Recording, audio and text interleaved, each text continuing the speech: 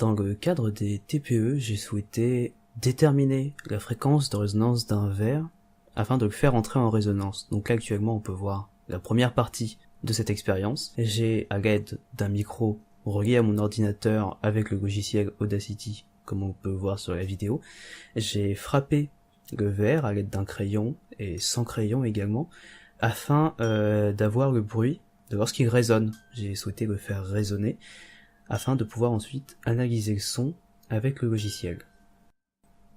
J'aurais pu frapper uniquement une seule fois sur le verre, mais j'ai préféré faire de nombreux échantillons afin vraiment d'avoir plus de données et d'être vraiment sûr de mes valeurs et que la fréquence de résonance que je trouve soit vraiment la plus parfaite possible. Donc comme on peut le voir sur l'écran du logiciel, le son sature énormément. En fait, à chaque fois qu'on voit une barre rouge sur le logiciel, c'est que le son sature. Donc ensuite, je vais retirer la saturation grâce à Audacity, et je vais également retirer le bruit de fond qui est généré avec mon micro, car en fait c'est le bruit de mon ordinateur qu'on entend en fond. Une fois que j'ai enregistré tous les sons et qu'ils sont bien propres, donc sans bruit de fond et sans saturation, je peux, à l'aide d'Audacity, analyser le spectre. Et c'est cette partie qui nous intéresse, car en voyant le spectre, comme on peut le voir sur l'image, on peut voir l'amplitude du son en fonction de la fréquence. Et c'est ainsi que l'on peut déterminer la fréquence de résonance. Comme on peut voir, c'est un graphique, il s'agit de l'amplitude du son en fonction de la fréquence. Donc actuellement on peut voir qu'il y a différents pics, mais on peut voir que la fréquence ayant le maximum d'amplitude se trouve aux environs de 1500 Hz. Afin d'avoir les données exactes du tableau et afin d'être plus précis pour la fréquence de résonance, j'ai donc exporté toutes ces valeurs dans un fichier texte grâce à la fonction d'Audacity et j'ai déterminé la fréquence de résonance de ce verre à 1554 Hz comme on peut le voir sur l'image. Donc la fréquence de résonance du verre va être la fréquence qu'il peut produire le plus facilement. Là, c'est-à-dire j'ai juste frappé le verre et il émet toujours le même son. C'est sa fréquence de résonance et ici, comme on peut voir, c'est le maximum de l'amplitude, donc c'est la crête que l'on voit à 1554 Hz.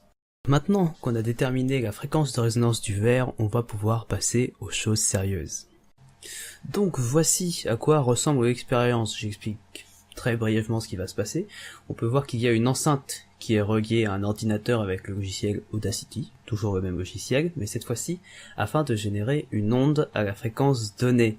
Et donc vous l'aurez compris, ici je vais diffuser une onde à 1554 Hz, soit la fréquence de résonance de ce verre. La paille, ce n'est non pas pour boire dans le verre étant donné qu'il est vide, mais c'est pour mettre en évidence le phénomène de résonance, car malheureusement on n'a pas assez de puissance avec cette enceinte pour casser le verre premièrement, ni non plus pour le faire vibrer ne serait-ce que visuellement. On ne verra pas la vibration, mais c'est l'intérêt de la paille, on va voir la vibration grâce à la paille.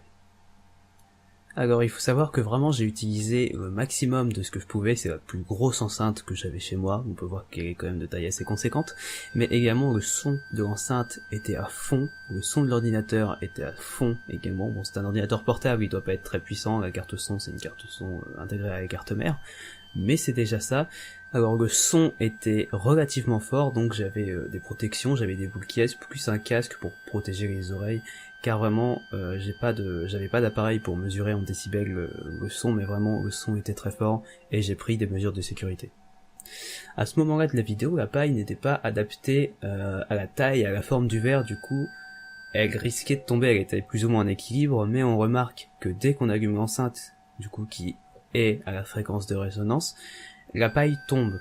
Et lorsque j'essaye de la remettre, lorsque l'enceinte est allumée, elle tombe également, donc ça signifie bien que le verre est en mouvement. À ce moment, je vais alors couper la paille afin qu'elle soit d'une dimension plus adéquate pour le verre, et je vais réessayer avec la même fréquence, donc la fréquence de résonance de ce verre.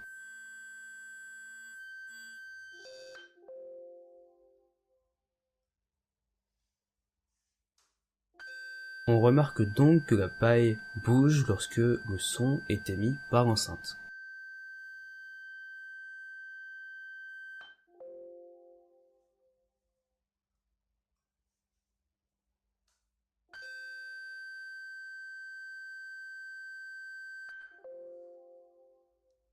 Il s'agit ici d'un essai avec un son toujours à la même amplitude, mais cette fois-ci à 1500 Hz au lieu de 1554 Hz, donc 54 Hz de moins que la fréquence de résonance du verre.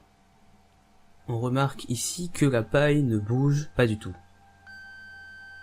On va alors faire un autre essai à 1550 Hz, donc seulement 4 Hz de différence par rapport à la fréquence de résonance, et on remarque que c'est le même résultat, toujours rien, car ce n'est pas la fréquence de résonance du verre. Pour aller plus loin dans l'expérience, j'ai réalisé la première partie sur différents verres, donc j'ai déterminé la fréquence de résonance de différents verres comme j'ai fait pour le premier, donc comme vous avez pu voir en début de vidéo, et on remarque que certaines formes, donc par exemple ce verre de forme plus conique, une flûte donc, est beaucoup moins sensible aux fréquences de résonance, donc c'est la même amplitude, c'est juste la fréquence qui va changer et la forme du verre, et que le verre va beaucoup moins bouger que le verre en forme de ballon qu'on a vu juste avant. Cependant, la fréquence émise est bien la fréquence de résonance, car on remarque bien dans les différents extraits que lorsque je diffuse une autre fréquence, il n'y a vraiment plus aucun mouvement des pailles. Ici, c'est bien la fréquence de résonance, elle a bien été déterminée.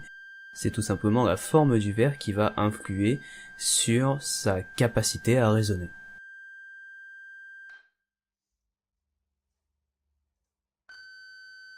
On remarque ici qu'avec un son à la même amplitude mais à une fréquence différente, la paille ne bouge absolument pas. Donc ça voulait bien dire qu'avant, le verre entrait en résonance et vibrait.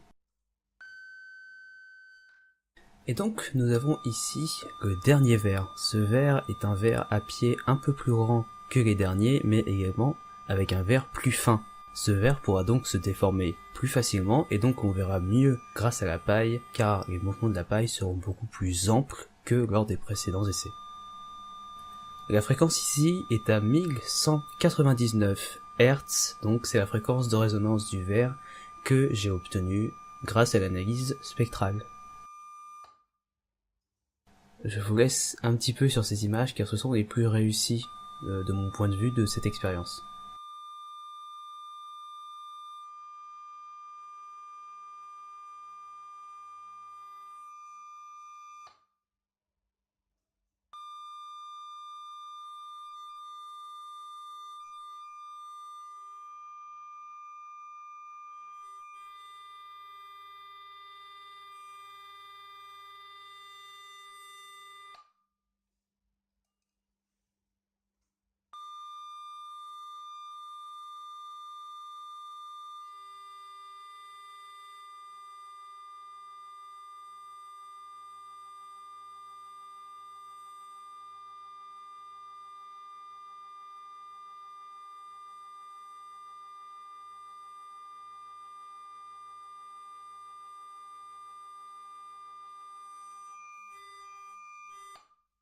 Donc toujours la même chose, ici on va diffuser un son à la même amplitude mais à 1180 Hz, donc 19 Hz de moins que la fréquence de résonance. Avec toutes ces expériences, on remarque que chaque objet a vraiment une fréquence propre, la fréquence qui va le faire résonner, qui va le faire vibrer plus que les autres fréquences. Alors l'objectif de cette expérience c'était à la base de démontrer que des objets plus complexes qu'une simple corde pouvaient entrer en résonance. Comme on avait fait l'expérience de la corde de Megd, on voulait avoir un autre exemple. Cependant, afin de montrer vraiment le danger, je souhaitais vraiment briser les verres. Malheureusement, je me suis très vite rendu compte qu'on ne pourrait pas avoir la puissance nécessaire juste comme ça. Et donc je suis déjà très content des résultats obtenus, car cela permet bien de montrer qu'il y a un phénomène de résonance à une certaine fréquence, donc la fréquence propre, et qu'on peut la déterminer assez facilement. Donc c'est pour cela que je suis plutôt fier des résultats de cette expérience, même si j'ai pas réussi à caisser de verre, et c'est bien dommage.